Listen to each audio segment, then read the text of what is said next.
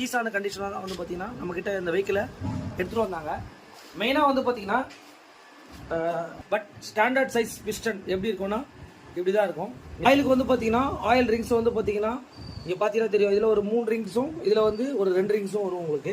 அதுக்கப்புறம் cylinder கிட்டோட condition பாருங்கள், நல்லாவே லேக் ஆகிருக்கு. வண்டி வந்து சீஸ் தான் ஆகிருக்கு உங்களுக்கு.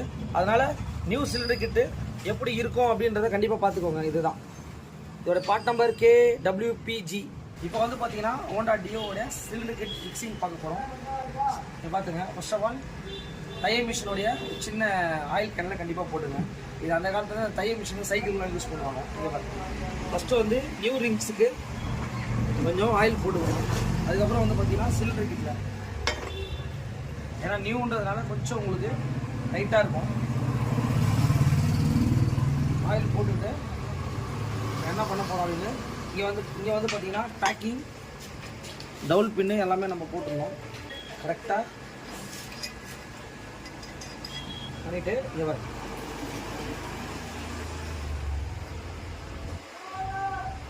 கரெக்டாக வச்சுட்டு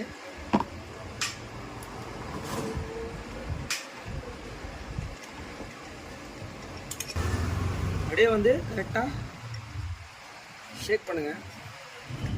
ஷேக் பண்ணிவிட்டு இந்த இடத்துல ஒரு சின்ன டேக் மாதிரி போட்டுருங்க. அதுக்கப்புறம் வந்து பார்த்தீங்கன்னா இந்த டேக் எடுத்துகிட்டு